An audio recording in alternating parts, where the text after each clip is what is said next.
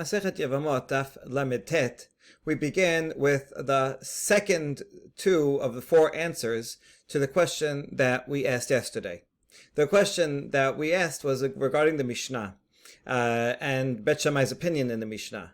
Mishnah presents two cases, a Resha where a Shomeret Yavam, and she is alive, she controls the property that she brought into the marriage, whereas when she dies and it goes to her estate, in that case, Bet Shammai says that the is split. Her family gets half, and the Yavam and his family gets half. And the question was, well, what's the difference between the Resha and the Sefa? Why should it make a difference whether she is alive or dead? And therefore, various the Amoraim brought various ukimtot to explain the difference. And so now we're up to the third, which is Abaye Amar Resha de Naflula Kishehi Shomeret Yavam Sefa de Naflula Kishehi Tachtav de Baal. So Abaye explains that the Resha, which says she is alive, is also assuming that she received this property while she was awaiting Yibum. In other words, after her first husband already died. So because she now received it, at this point, it never was part of the original marriage. The Sefa, however, is when she received as part of the original marriage, while the husband was her first husband was alive. The difference is that when her first husband is alive, and she receives that property, the husband controls it. So when the husband dies, then that would be somewhat transferred to the Yavam, who would have half control over it, half possession, so that's why it makes sense to split it half-half. Whereas when she receives it, while she was Shomeret Yavam, since it never belonged at all to her first husband, it does not transfer to the Yavam, and that's why she has full control. Okay, it makes logical sense, even though the wording of the Mishnah doesn't say anything about that. Furthermore, just to explain, fill out Abaye's explanation, this would only make sense according to his interpretation of Bet Hillel. Right, so according to Bet Hillel, who in the Sefa says that would mean that when she has property from that she received while she was married to the first, according to Bet Hillel in the Sefa, it all goes to the husband. It all goes to her family. It all goes to her family. So why would that be? Well, he says yado ke yada, that when she is married, the husband's right to the property is the same as her right. They are equal but not stronger.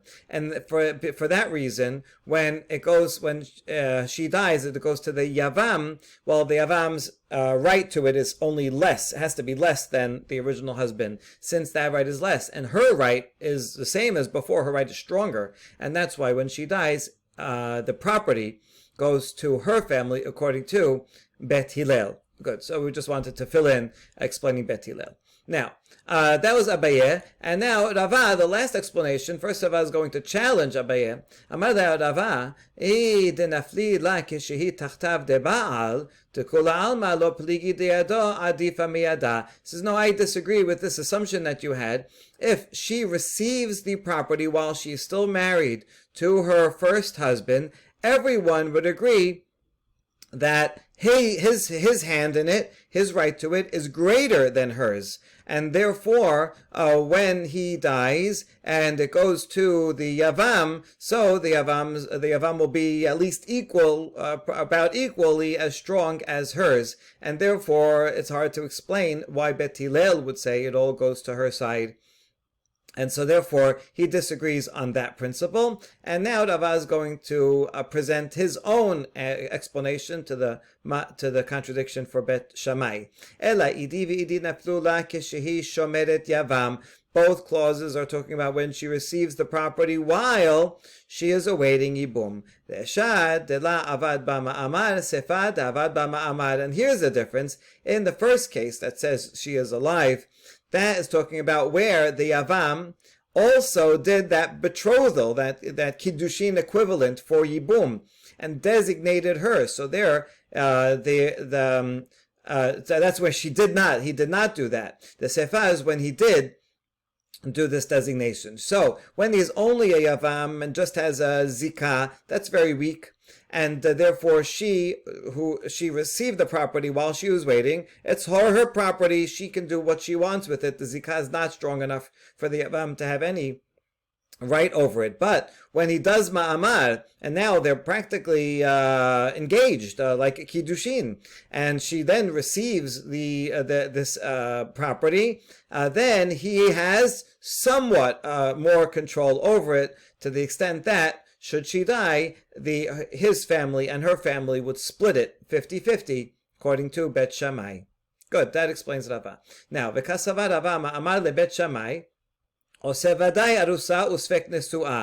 just explaining the underlying assumption behind Rava's explanation of Bet Shammai is that he would have to say, according to Bet Shammai, ma'amad is effective in creating what is the equivalent of a certain arusa, but only an uncertain nisu'ah. She, as if she is uncertain nisu'ah. What does that mean? What would that apply to? Vadai arusa litchot besara. She is a full arusa to the extent that if there was a co-wife to the first husband, then that co-wife would not have to do yibum or chalisa. However, it's also uncertain regarding nisu'ah to the extent that they would have to split the property. If they were 100% married, vadai nisu'ah, then a husband is always the sole heir of his wife if they are fully married. But in this case, we consider it safek, so half married, 50-50 chance that they are married, and therefore he gets half and her family retains half. That's the underlying assumption behind Rava. Good, and those are all four of the responses to the original question. And now we're going to try to correlate the two last answers with two opinions that we know from Eretz Yisrael. All these that we had here were from Bavel. So Itmar Mishmed Rabbi Elazar Kevate de Rava.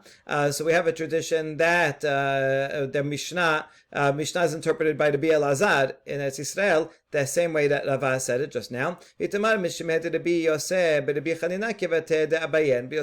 Rabbi Chanina in Israel interpreted it the same way Abaye did. Okay, now we just question this possibility. Umi Amar Rabbi Elazar Hachit. Rabbi Elazar really say the same as Rava.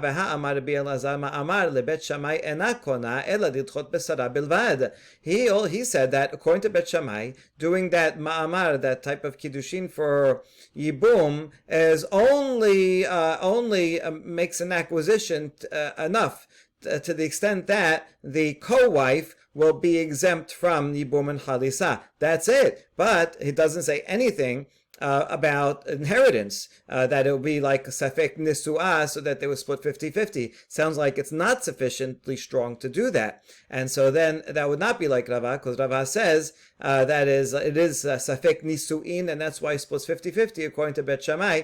Here he doesn't say that at all. So we say ipuch, you know what? Maybe we just got these names wrong, and Rabbi Elazar actually says like Abaye. That's answer number one. Or maybe we could fit according to the way that we originally thought. Rabbi Elazar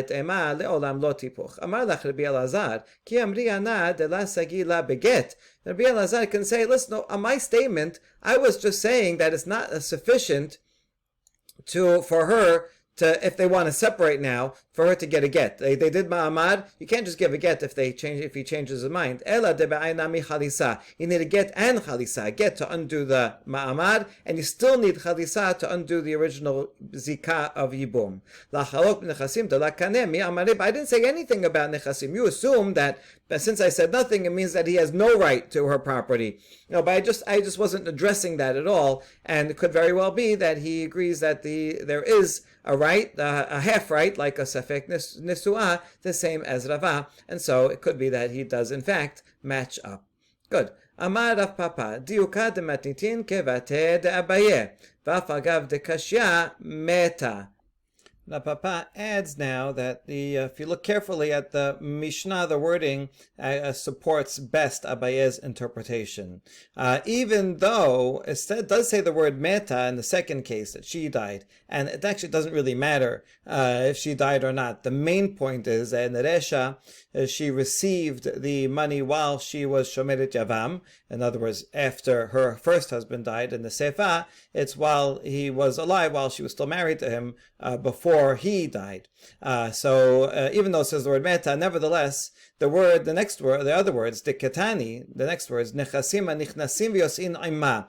The Sefa asks a question. What about the ketuvah and the property that enters and leaves with her? What does that mean? Ma nichnasin u'ma yotzin? Lav nichnasin lirshut ha'ba'al v'yotzin merishut ha'ba'al lirshut ha'av. It has to mean that this is talking about property that, when she got married, enters into the property, the ownership, the control of the husband, and leaves mean that then they leave from the husband's ownership to the original, to her father or her family, once if he dies first and then she dies. And that would fit with the Abaye's interpretation, who said that the Sefa is talking about where she received the money, she received the property while the husband was alive, and that would be as opposed to the Resha that doesn't have this phrase, and that must mean that she received the property while she is Shomeret Yavam. Good. And this is proof is so strong enough that it is that it's the best interpretation according to the Papa, even though we still have left open the question of metad, because you could have the same machloket regarding the property itself after she died as if she were alive, and have the machloket about the fruits of the property, the produce, which also Bet Shammai would say they would split for the same reason. Okay, and so we have no answer to that. So, but that doesn't matter. Maybe we just wanted to show in a more dramatic fashion that the even not only the perot but even the property itself would be split 50-50. Vetu lamidi, and that's all we have to say regarding this matter. So that is a conclusion. And so now we go on to the next section of the Mishnah. The last section says kinasa harehi ishto lechol davar. Once the Yavam does Yibum, then they are married for all intents and purposes. So, why are you adding this? Why do you have to say that they are married for everything? This is to teach that after the Yavam performs Yibum, then they are fully married. And the impact of that is that if they want to separate, he has to give her a get, and only a get. No, that's no more chalitza anymore. And if he changes his mind and he's not a kohen, he can remarry her just like any Yisrael can when they do regular kiddushin nisuin. This is treated the same, even though he entered the marriage through yibum. We wonder about both of these things. They seem obvious. Of course he's going to give her a get. Well,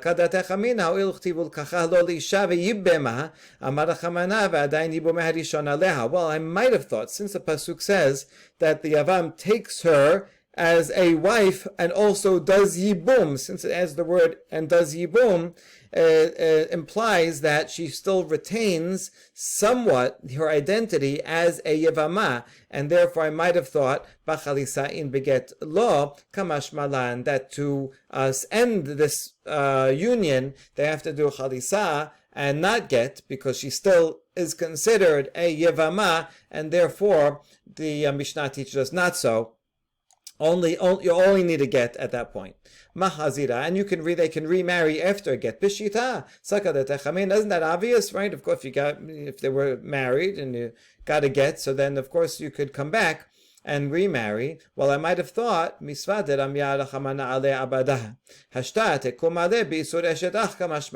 thought that the only reason that he is permitted to do Yibum is because it's a special mitzvah, and the mitzvah of Yibum is an exception to the rule of Eshet Ach.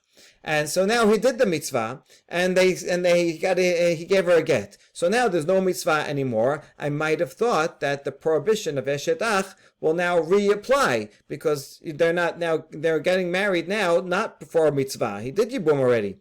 It does make logical sense. So this comes to teach that no, it doesn't matter. Once he takes her in Yibum, he's like they're fully married, as if they were married from scratch, and therefore he can even remarry her and doesn't have to worry about the fact that it happens to be that once upon a time she was his brother's wife. Now we say, well, actually that makes a lot of sense. How come we do permit that? Why we should say it's not allowed. It is his brother's wife, and it's not from the performance of a mitzvah of yibum. So why don't we say it is prohibited? Amar kera ulkacha lo leisha, kevan shelakacha harehi kiishto lechol davar. Because the pasuk says so, take her as a wife. Once he takes her, she is a wife fully for all matters. That's it. The pasuk says so, and that's enough of a reason. And lastly, b'dvad shetehe ketubata. And the last line of the Mishnah says, as long as her ketubah will be payable from the property of the first husband, not of the yavam, not of the second husband. In other words, when the yavam does yibum, he doesn't have to write his own ketubah to say, I am obligated for my property and you have a lien on my property that I will pay this at the end of the marriage and I will take care of you and all that from my property. He doesn't have to do that because, we'll see why. My ta'ama isha hiknu lo min hashamayim, because he never asked to marry her, and so therefore, because it happened from heaven, that things happened, that the husband died, and now he has an obligation. So he'll perform his obligation, but he doesn't have a responsibility to now also pay and cause his own property to be in a lien for a ketubah. In other words, whenever someone gets married, so the husband has to say, listen, I'm going to take care of you during the marriage and after death or divorce, and therefore my property is a lien. That's because he's entering into it. But the Yavam is doing a mitzvah, is doing a favor for her. So he doesn't have to, he's not responsible to give of his own. However, there is an exception to this rule. Let's say the first husband does not have anything, and he doesn't leave any property. So normally he would have property, and then that property would go to the Yavam, and so that estate, which the Yavam receives, would pay the ketubah. But if the first husband who died was bankrupt, takinu la misheni, then the Yavam is responsible to pay the ketubah. Why? So even though technically it came from Shamayim and he didn't enter it willingly, nevertheless, there's an overriding value, which is the same reason why we have a ketubah in all cases, so that it will not be easy for the husband to give her a divorce without any good reason. So this is why the rabbis instituted ketubah in the first place, which is very important to know. Because otherwise, if there's no financial obligation to him, he could just say one day, I'm not in the mood, I changed my mind, and just divorce her without anything, and she's left, without any support. Women didn't have their own finances, not often didn't have their jobs, and so that would leave her with nothing. And so the ketubah is a protection against divorce. Just because he feels like it. And so even though she is a Yevamah, she also deserves this protection from the Yavam, and he's taking her as a wife, and therefore he has to offer her that same protection. And if the first husband's estate cannot afford it, then he has to give that to her. It is his financial burden.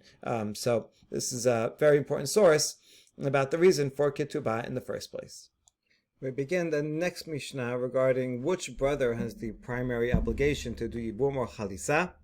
Misvah bagadol leyavim. The oldest brother should do the Yibum. Lo ratza, if he does not want to. Mehalachin al kol achin. Then we go to the next oldest brother, and we ask each one in turn.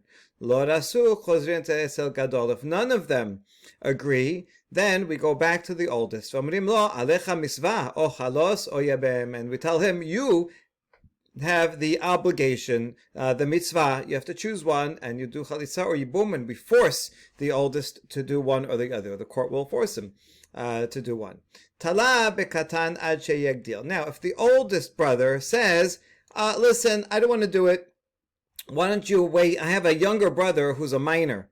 He's under 13. So wait till he gets older, and then he'll do it. Or if he makes up another excuse, another waiting, or maybe the oldest is away, and they go to the second oldest and he says, no, I don't want to do it. Wait till the older brother comes back from a trip. Or one he says, my brother who is deaf or who is mentally deficient. He'll do it. Wait till he gets better, and then he'll be able to do it. No, en shamin law, we do not listen to him. We say, sorry, you have to do it now, and we're not waiting for any of these situations to occur. Elamrim lo alecha mitzvah o halos o yabem. Says no, you have to do the mitzvah. You're here. The other people are either not here or not eligible, and we are not waiting for them because we don't want the woman to have to wait. Who knows how long that could be, and if it'll happen, months, maybe years. In the meantime, she is an aguna.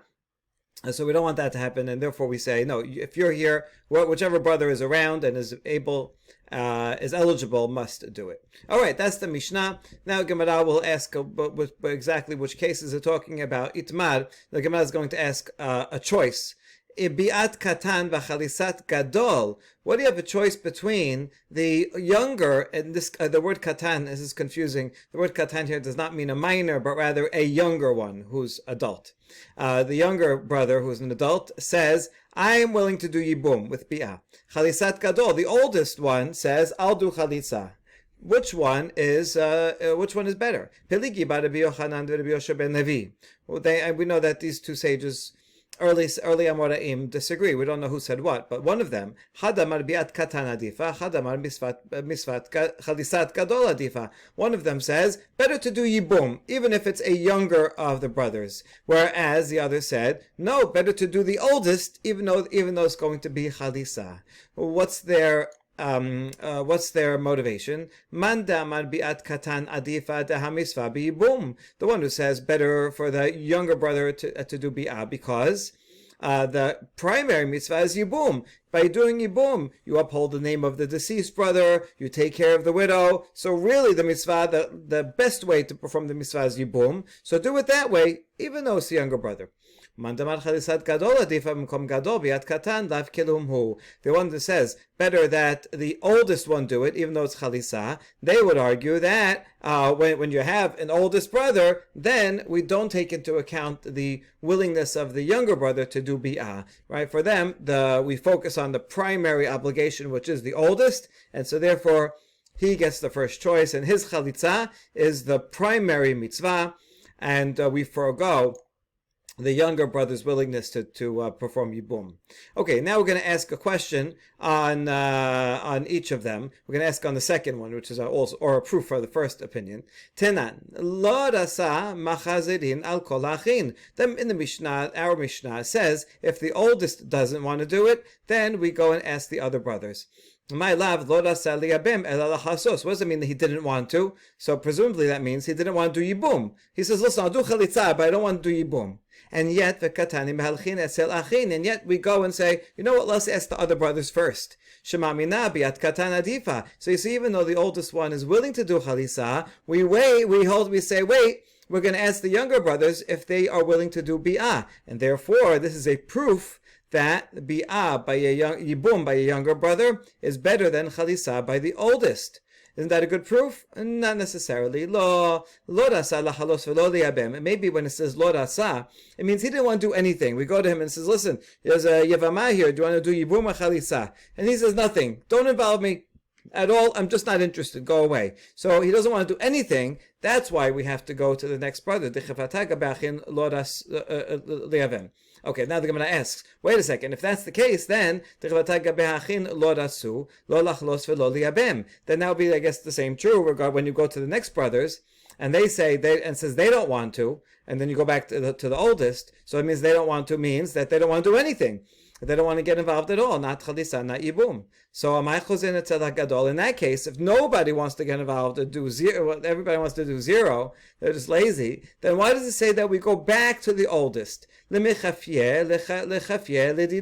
So then why not, we're calling each one into court, one by one. So why go through the trouble of sending away the younger one and bringing back the older one?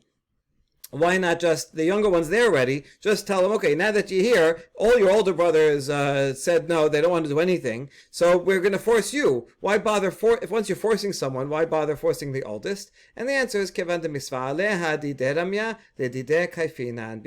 the oldest does have the primary obligation, therefore he is the one that should be forced to do one or the other if all the other brothers refuse to do Yibum or Halisa and don't want to get involved. Yes, we go through the trouble to bring in the oldest one to do it. So it is significant enough.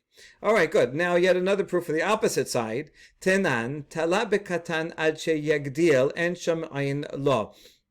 If an older brother says, "Listen, I don't want to do it. Wait, I have a younger brother. He's 9 now. Why don't you wait till he gets older, and then he could do it?" No, we don't listen to him. We say, "No, he's out of the picture. We don't have to make her wait. You got to do it now."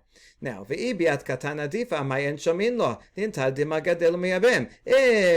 younger one doing bi'at is better than the older one doing chalisa, then why come we don't listen to him? Why don't we wait till he gets older and do yibum? So it must be that chalisa by the oldest is better than yibum by the younger.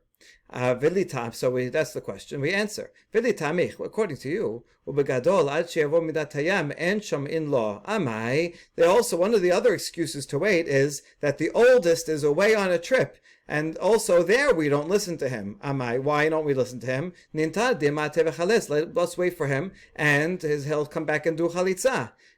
So the waiting. There's two examples of waiting. One is regarding waiting for the younger, and one is regarding waiting for the older. We don't wait for either one. So it's not because older chalitza is better than younger yibum, or the other way around. And rather, the basic rule is, anytime you have a mitzvah, we should not delay in doing the mitzvah. Do it right away. And all the more so in this case where it's not just like baking masot or anything like that. So here it's a consequential for the Yevamah. We don't want to make her wait before she can get on with her life. All right, all that was one version of this machloket between these two Amoraim regarding how to interpret the way these two options. Now we have a completely different version, but the structure of the following argument is basically the same. Others record the sugya as follows: if you're talking about doing yibum, then better for a younger brother to do yibum rather than an older one to do chalisa. Everyone agrees to that. Rabbi Yochanan, Rabbi Yoshua ben Levi before. Ki pelige, what do they argue about? Bahalisat katan, within chalisat the younger brother. Hachigetmal chalisat katan v'chalisat gadol. Peligi ba Rabbi Yochanan, Rabbi Yoshua ben Levi. Hadamar chalisat gadol adifa v'chadamar ki hadhadenin hu. These two Amoraim also, they argue. One says that Yibum is the best thing. Whoever's going to do it, the oldest should do Yibum, or next best is any of the other brothers. But once no one is doing Yibum, then and you're moving to Chalitza, is it still better that the older one do Chalitza? Or do you say, once you're not doing Yibum, it doesn't matter who does Chalitza, right? The preference for the older is only a preference with regard to Yibum. But for Chalitza, there is no preference and it makes no difference. That's the question. Okay, Man damar Chalisat Gadol Adifa Daha Mitzvah Gadol. The one who says older should do Chalitza because he has the primary mitzvah. So the mitzvah includes both Yibum or Chalitza. Both are mitzvot for taking care of the Yevamah, that she will go on with her life. The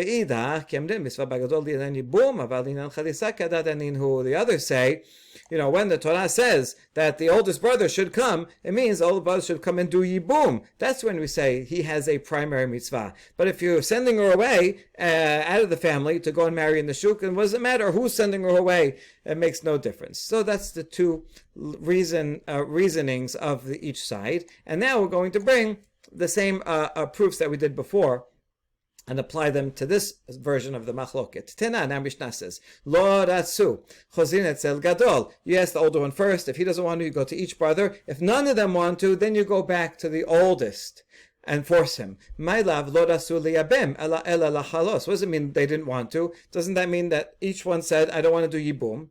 And then they all want to do, they will only do chalitza. And yet it says v'katani chozin etzel gadol, and yet it says you go back to the oldest. Chalisat gadol adifa. That proves that even for chalisa, the best is that the oldest to do it. That seems like a nice proof. No, it means that when they say we don't want to do it, we don't want to do anything. We just leave us out of it. We're lazy. We don't want to do yibum. We don't want to do chalisa. And that's why you go back to the oldest, because none of them want to do not yibum and not chalitza. That's the only reason why going to the oldest. Okay, now we ask, Dekivata gabe gadol, lo lachalos v'lo le'abem. Well, if that's what all the brothers are doing, they're all saying we don't want to do anything, then the same is true for the oldest. It means he also doesn't want to do anything. So in that case, why bother going back and getting the oldest? The michpeyeh. Why not force the youngest to do it? He's in court already, so we don't have to bother summoning the older one again. Lichfaihu lididhu.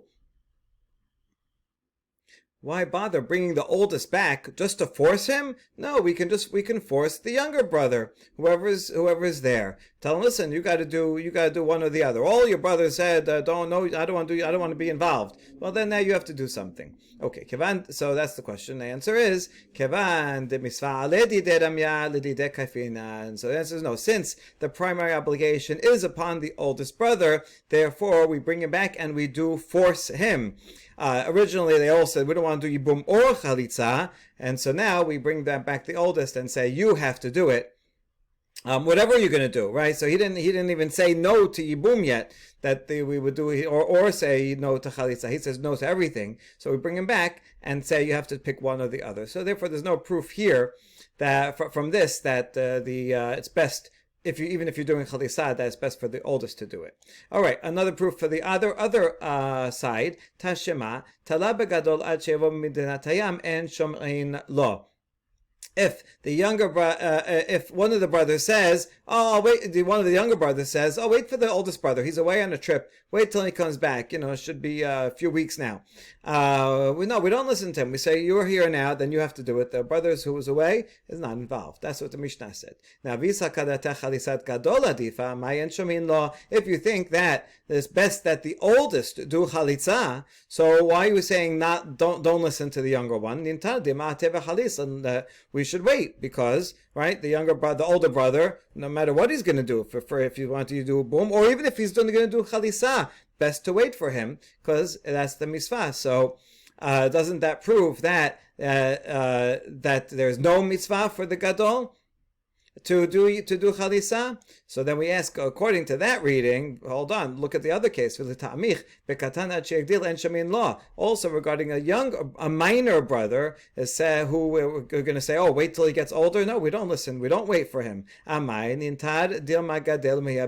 There also, why not wait until he gets older and he could do yibum?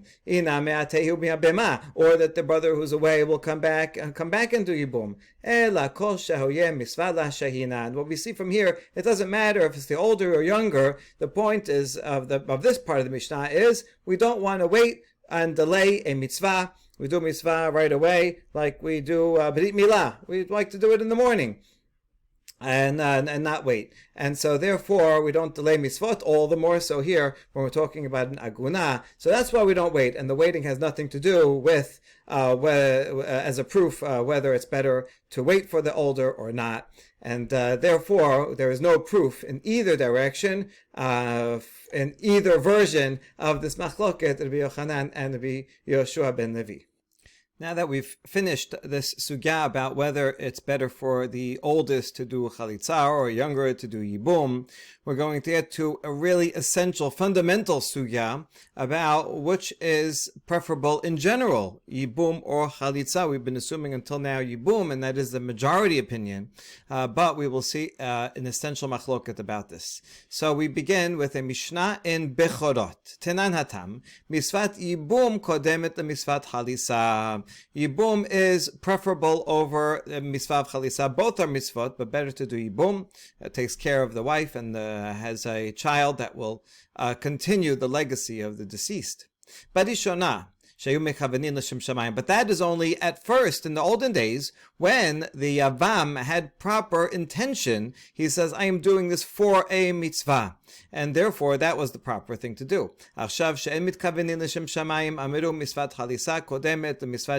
nowadays, we see that sometimes the Yavam does not have full proper intentions only to do the mitzvah, but rather he has ulterior motives. He has a desire for this his brother's wife, and he's doing it for personal reasons because he's attracted to her, and therefore he's not doing it with pure intention. He's doing it for his own benefit more rather than only for in order to uphold the name of the deceased and take care of the widow. And so therefore, Amru misvat chalisa kodemet misvat yibum. And so now we say that it's better to do chalisa rather than yibum. Okay, we're going to see this is the opinion of Abba Shaul. All right, that's the Mishnah. Amadav en kofin. Now, even though we have this Mishnah, nevertheless, Rav says we do not force a Yavam to do chalisa. We give him the option. Ki atu lekamed Rav amar lehu ibayet halos ibayet yeyabem bedidach tala rahamana. And so if such a case would come to Rav, he would say, it's your choice. You want, you do chalitza. If you want, you do yibum, because the Torah says it's up to you. Ve'im lo yachpos ha'ish ha'im hafes iba'e chales iba'e yabem. Torah says specifically, only if you don't want to, then you do chalitza. So that means if you do want to, then you can do yibum, whatever you want. Also, the student of Rav Yehuda also agreed that you don't force the person to do chalisa. How do we know that? Because Rav Yehuda, we have the text of the document that he wrote for chalitza. This is called the get of chalitza. It's not a get because you don't give a get to a yevama, but a get meaning a document, a separation document. In this case, one of chalitza, she will hold on to this and she can show this when she's ready to get married. That Suya had chalitza, so I can get remarried. Now, what does it say in this document is very important because now we know what to write in such a document.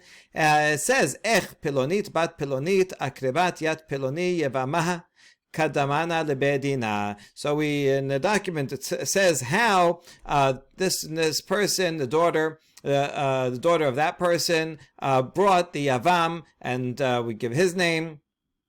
Brought her yevamaha in front of us to Betin. And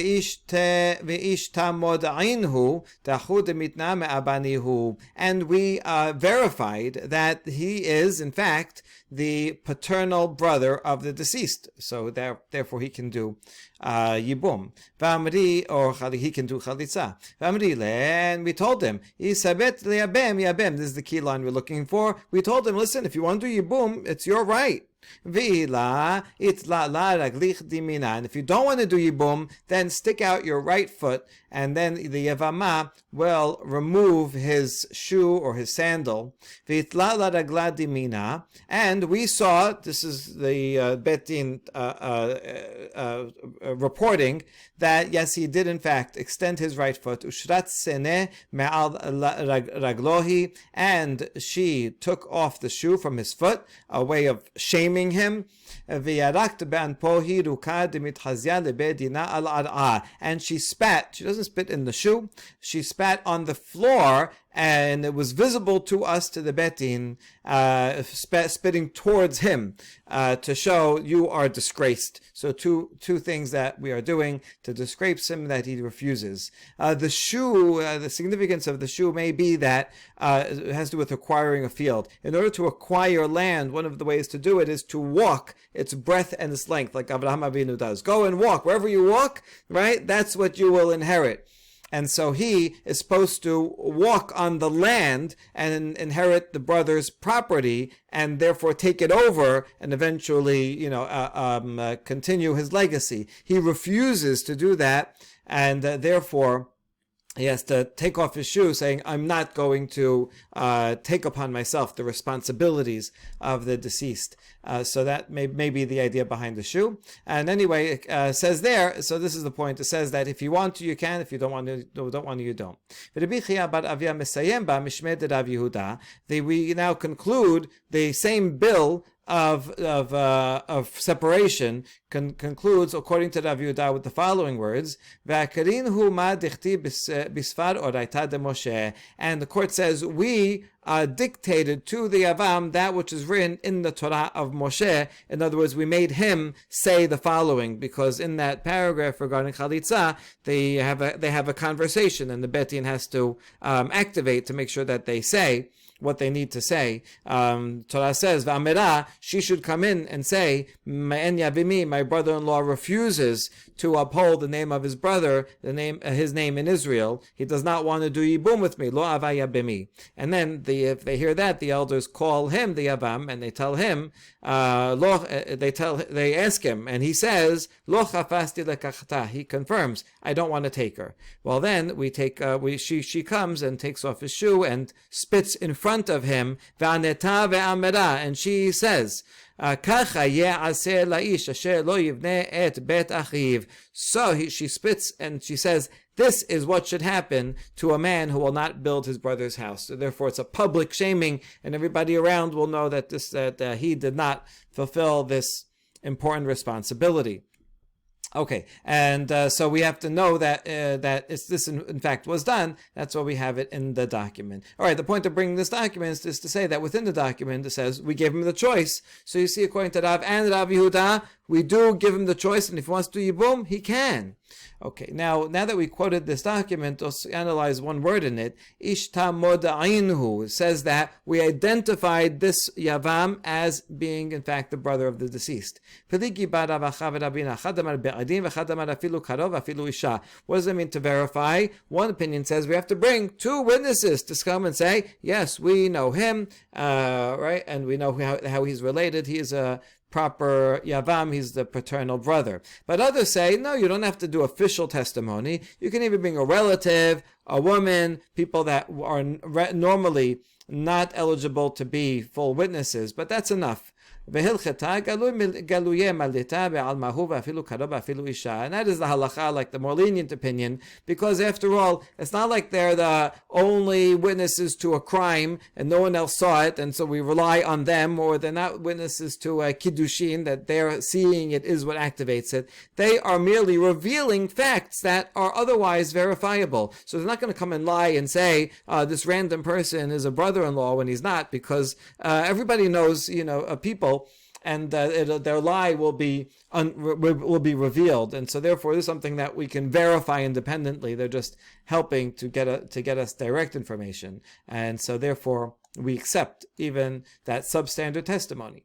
Okay, now we go back to explain that Mishnah in Bechorot says Barishona shemitkavid l'shem mitzvah mitzvat yibum kodemet mitzvat chalisa. In the olden days, they had proper kavanah for the mitzvah, and so they would do yibum primarily. It was better than doing chalisa. And nowadays, people are a lower generation, and they're not having proper intention, and therefore we should not do it. Okay, let's explain this. Amar Rami bar Hama bar Amar B'Yitzchak Hazru lomar misvat yibum kodemet misvat chalisa.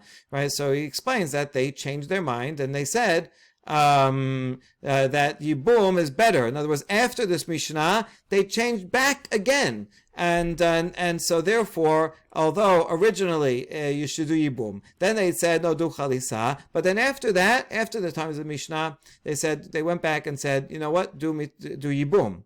So now we wonder about this. Amar Rav Nachman bar Yitzchak Achshure Dareh. Rav Nachman asks him, what? So that now the later generations improved, and now we're better. People now have kavanah better than they did that some generation ago. They're looking around. We don't see that. Everyone is on such a higher spiritual level that they do it only for mitzvah, and they can direct their attention to such an extent. And the answer is, the answer is no, people did not change, but rather the halacha changed. And originally we agreed with the opinion of Abba Shaul, and then the rabbis decided to change their minds and agree with Rabbanan. What is their machloket? And here it is. Tanya. Abba Shaul Omer hakoneset yivamto l'shem noi, u'l'shem ishut, u'l'shem davar acher, כאילו פוגע בערווה, וקרוב אני בעיניי להיות הוולד ממזר. Abba Shaul says something very strong. If someone takes the Yevamah because she's beautiful, or because of he wants to be married so that he can have the benefits of what that marriage brings. He has a wife who will perform wifely duties for him. If that's all his main reasoning. Or if he wants something else, for example, he's in it for the money. If she brings into the marriage a property and stuff, and the Yavam also inherits the deceased brother's estate. So he says, oh, look, that night estate, okay, fine, I'll do Yibum just so I can get the money. These are not proper intentions, and if he does Yibum, it's as if he is actually violating erva arayot in prohibited relations. It is his brother's wife, after all. It's kind of like Abba Shaul is remembering that pasuk in Vayikra that we spent a lot of time trying to figure out how to balance these two opposing commandments, not to be with your brother's wife, on the other hand, Yibum, and he's saying, listen, this is that prohibition of erva sticks. He's preferring the pasuk in Vayikra. And he says, it seems to me that the child should be a mamzer, close to being a mamzer.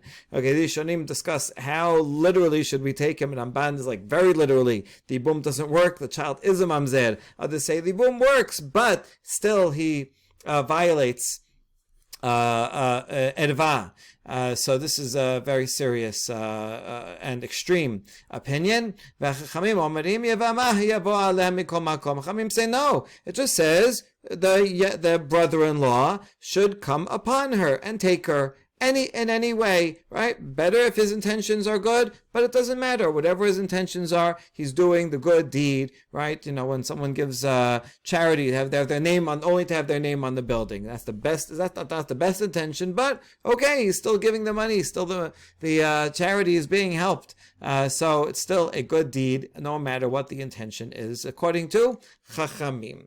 All right, so now that we know this machloket, we're going to ask about the following braita, to how to explain it. Whose opinion does it follow? Man tana leha de tanura banan. Yevamah yavo aleha misva, shebatechila ala bichlal heter. Ne'esra v'chazra v'utra. יכול תחזור להיתרה הראשון, תלמוד לומר יבמה יבוא עליה mitzvah. So when the pasuk says the brother-in-law should come upon her, it's saying this is a mitzvah's commandment. And this is after a series of steps. At first, before this woman was ever married to the deceased first husband, she was totally permitted. In other words, they were both single, and therefore she is permitted to the brother she married. She was permitted to the Yavam. She was permitted to everybody at the beginning. Then, when she got married to their first husband, she became prohibited to his brother. But then, when the husband died, the first husband died without children, then she becomes permitted once again. Now, when she becomes permitted once again, does that mean she reverts back exactly to her original status? Can it be that she's the same as back when she was single? No, because the pasuk comes and says it is a mitzvah. Originally, before she got married and she was just single, not related to anyone in the family, so there was no mitzvah to go and marry her. Right? She could have married anybody. He could have married anybody. But now that she is a Yevamah, now she is permitted once again, and not only permitted, but even a positive commandment to do so. Okay, so what does this mean that it's not, doesn't go back to exactly that was originally, but is a mitzvah? Mantana, how can we explain this? We're going to explain it according to either Shita, both Abba Shaul and then Chachamim. Amar Rabbi Yitzchak bar Avdimi. Rabbi Yitzchak bar Avdimi says, Abba Shaul, this baraita is according to Abba Shaul. But when it says this pasuk means it is a positive commandment to perform yibum. How so? At first, she was totally allowed. If she wanted to marry this Yavam before she got married to the brother, she could have. If she didn't want to, she didn't have to. And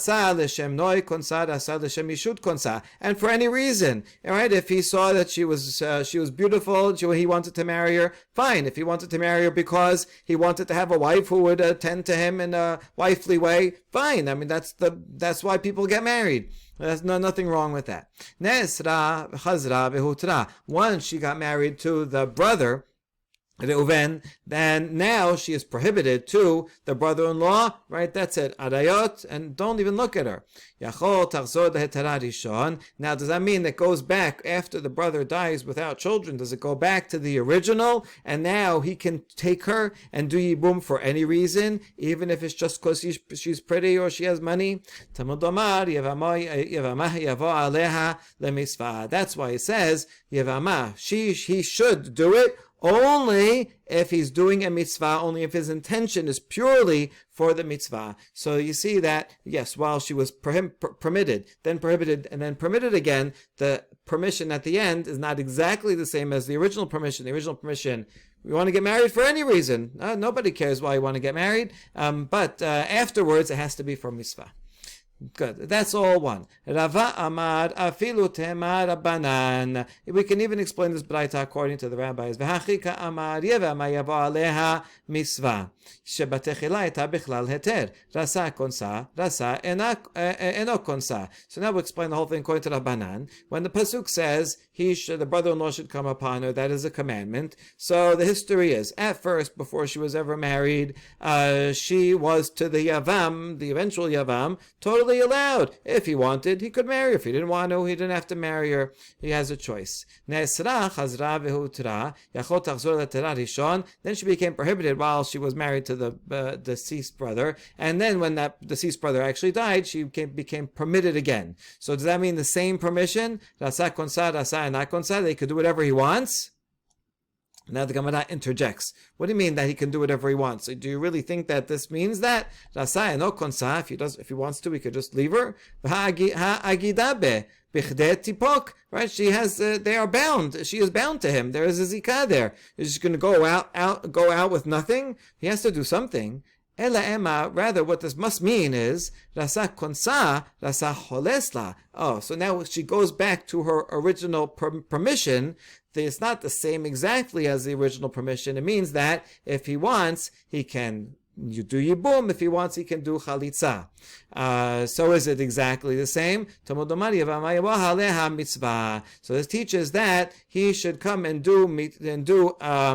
he should come upon her, that it's a mitzvah to go ahead with the yibum, and that is preferable over chalitza. So the point, according to the Banan, is the point of the baraita is originally he has no mitzvah to marry her or not marry her. It's equal, whatever you want. If you like her, go ahead. If you don't. Whereas afterwards, when she falls to him as a Yevamah, then it is in fact, you have a choice, but it is in fact preferable to do Yibum, and so that would be the opinion of Rabbanan. Good, so we explained this Braita according to both opinions, and we noted that there is an interesting phenomenon here of something that is permitted, and then prohibited, and then permitted again. And so now we're going to ask a question on the first opinion that says this baraita is according to Abba Shaul by comparing it to Matza. Ema resha, the first half of the baraita that we just quoted, the baraita about permitted and prohibited and permitted regarding yibum, that was the sefa. The resha of that very baraita says masot te'acher b'makom kadosh, is talking about matzot that one eats with as part of a korban mincha. Korban mincha had to be brought with flour and is baked as matzot. And has to be eaten by the Kohanim. So mitzvah. This is a mitzvah for the Kohanim to eat the masot after the offering is put on the mizbeach. Originally, this flour was totally permitted before it was consecrated. Before the owner came and said, I'm going to use this flour and donate it as a korban, it was permitted. Anybody could eat it. Ne'esra, then once he designates this is for korban, it's prohibited to anyone to eat. No one's allowed to eat it at that point. And then, v'chazra v'hu tara, after the kohen takes a handful of it and puts it on the mizbeach, then the rest of it is once again permitted to the kohanim. Now, does that mean it goes back exactly the same to its original permission that anyone can eat? No, now it's a mitzvah. Right beforehand, if you were hungry, you eat it. If you didn't feel like eating it, don't eat it. But now there's a mitzvah for the kohanim to eat it. Okay, that is the resha. Now we're going to explain this part of the Braita according to each of the opinions who explain the second part of the Braita, and they should be parallel. So it makes sense according to Rava. Bishlama Rava, Damar Hamane Rabbanan. He explained the second half as being Rabbanan, and therefore when it says if you want to, if you don't want to, it meant if you want to perform Yibum or if you want to do Chalisa, you can, but better to do Yibum. So therefore it was two choices, and it's showing one that's better than the other, although both are permitted. And so what would be a parallel in this case? So the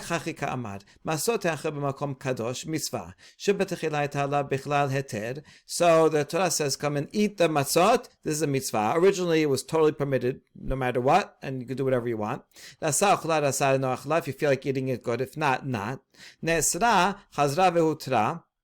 It becomes prohibited, and then after the kemitza, it becomes permitted again to the kohanim. So I mean, it goes back exactly the same way. Rasa ochla, rasa eno ochla. And if the kohanim feel like eating it, they can. If they don't feel like eating it, if they feel like not eating it, they don't. Now the Gemara interjects the same way it did above with the sefa. Rasa eno ochla. Wait a second. How can you even say that sentence that the kohanim don't have to eat it? It says that they have to eat it in order so that the owner can receive atonement. That means the kohanim eating it isn't just for fun or so that they can have a good meal. That is an essential part of the avodah, that not only the kemitzah putting on the altar, the kohanim themselves eating it serves to achieve atonement for the owners that brought it. So this is not optional, eat it or not eat it. So what does it mean, the Braita, when it says you have a choice? Ela rasa hu ochla, rasa kohen acher ochla, tamodomar masot te'acher b'makom kadosh mitzvah. Rather, it's saying, is it the same as it was before? Meaning that if you, the kohen, who performed this mincha, if you want to eat it, you can eat it. If you don't feel like eating it, give it to another kohen. As long as some kohen eats it, doesn't matter who. That's what we would have thought. And therefore the Pasuk says, he should eat it, masot te'acher, the kohen who performed this korban, he should be the one eating it, mitzvah, preferably. All right, so he's going to share it also, because they all share, but the main thing is that, like, say kiddush, the one who says kiddush drinks it. Other people, also, they can drink it, but the main thing is that the one performing the mitzvah should be the one to drink it. So you see here, where it's not a question of one choice is permitted and another choice is prohibited, but rather both ways are permitted. And if that kohen for whatever reason couldn't eat it, so the other kohanim will eat it. But that's second best. The best way is for the kohen performing to eat it. That is parallel to the sefa regarding yibum, where you could do yibum or chalitza. Both are acceptable, not sinning either way, but better to do yibum over chalitza. Good. So that, according to Rava, the whole baraita is consistent. Yitzchak bar Avdimi, Damar Abba Shaul hi Hacha maitere gavne ika.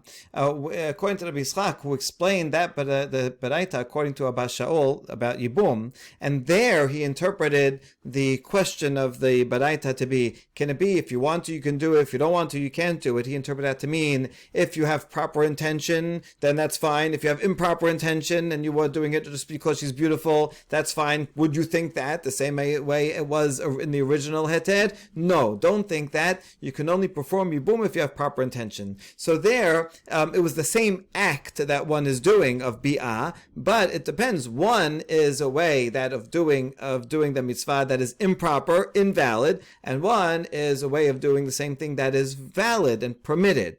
So according to Abba Shaul, who gave that more drastic distinction between the two, how can we have a parallel to such a thing in this case?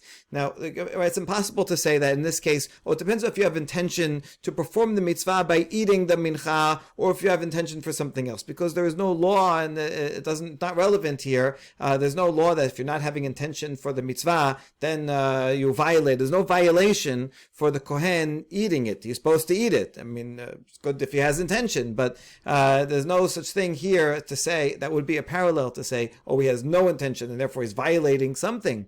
So there's no parallel here according to Abba Shaul. Now maybe you'll say, here's a couple of possibilities of what you might try to suggest, but we're going to reject them. Maybe the two ways are, if you have an appetite, then it's okay for the Kohen to eat it as such. And if you don't have an appetite, and you're totally full, you're just stuffing your face, and you can also fulfill it like that. Talmud Omar, no, you have to have an appetite. Right? If we're going to interpret it that way, achila gasa misham achila, you can't interpret it that way, because a way of excessive eating, of stuffing your face, is not even called eating. To such an extent that if someone is in the hot dog eating contest on Yom Kippur, right, and he's stuffing his face, he does not violate, because the pasuk only says, any person that does not afflict himself, that will get karet. But this person is inflicting himself. This is not an enjoyable type of eating. It's only enjoyable if you're actually hungry. Not this kind of eating. Therefore, it's not even called eating, so you couldn't even bring this as one of the possibilities. Ela rasa masa ochla, rasa hametz ochla. Okay, so maybe a different interpretation. Maybe Abba Shaul would interpret this part of the Baraita as saying, we would have thought that if you want to eat the korban mincha as matzot, unleavened, you can. Or if you want to wait till it rises and eat it as chametz, also you can. And then it would say, no, it's a mitzvah. Lo te'afeh chametz chalkam. No, pasuk says that's impossible, because the pasuk says, do not bake them as chametz regarding the portion of the mincha that the kohanim will eat. And so that is also just an impossibility, and that couldn't be one of the choices. Resh Lakish explained the pasuk to say, not only the part that's poured on the mizbeach cannot be chametz, even the part that the kohanim eat also cannot be chametz. Incidentally, the law of no chametz applies not just on Pesach, but all year round in the Bet HaMikdash, right? Regarding all korbanot. And so, in a way, the Pesach is just one sub-example. Just like most korbanot, you can't bring chametz with them. So too, korban Pesach, you can't bring chametz. That's why we can't have chametz on Pesach, because we're bringing this korban into our homes, and they would put the blood on the doorpost originally in Pesach Mitzrayim, and so the house itself becomes like a Bet HaMikdash, like an altar. So just like you can't bring chametz on an altar, that's why we have to rid our homes of chametz, right? Chametz, Pesach is just one sub-application of a more general rule regarding all korbanot. Okay, end tangent. So that is not a possible explanation. Ella, rasa masa ochla, rasa halut ochla. The proposition is, you might think perhaps that if you want to eat it as masa, that's fine, baked unleavened bread. Or perhaps if you want to eat it halut, that means boiled first and then baked, like a bagel, right? And maybe you would think that you can boil the korban mincha and then the kohanim can eat it. So then also we ask about that. Hai chalu techidami. What is the status of boiled unleavened dough? I masahi hamasahi. If it's masa, so it's masa, so it should be permitted. I la masahi masota malachamana. If it's not it's not defined as masa, then obviously it would be prohibited. The Torah says masot, so it wouldn't be even a possibility. So we say no. Lo leolam emalach masahi. Actually, we can say it is masa, right? For the sake of for Pesach, it would be considered masa even if you boil it. The Torah in Vayikra goes out of its way to call it matzot, to tell you that this korban mincha cannot be eaten in any way like leavened bread, and it cannot even be eaten boiled. So it repeats the word, repeats matzot, not only not chametz, to tell you that in this case, no, you cannot have boiled dough as for korban mincha. Okay, so therefore there is no explanation of this entire baraita according to Abba Shaul, because we couldn't find an explanation for the first half, and then therefore this would be a challenge to the interpretation that the second half regarding Yibum follows Abba Shaul. Okay, last point, and this is why I went a little farther today into the next daf, not only because it's all about the same subject, also because it is Erev Pesach, and so what an amazing thing to end this daf on about Pesach. So therefore, when we have the whole halacha about that boiled flour is considered masa, what would be a practical application of that? Lomar she'adam yoseh ba yedei chovato bepesach.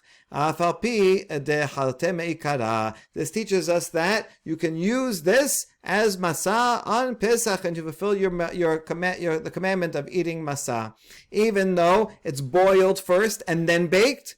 Nevertheless, because in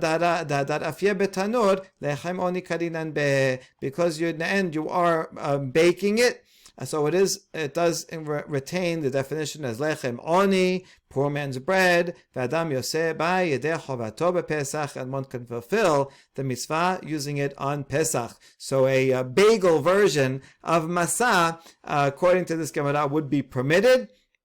The halakha, however, says that we are not experts today to know exactly how to do this without it becoming leaven, how to boil it and then bake it in a precise manner. And therefore, in practice, we don't do it, but from the letter of the law, the bagel version of masa would be permitted, which, by the way, could be one indication that the beracha on bagels is probably hamosi. Baruch Adonai le'olam, amen ve'amen.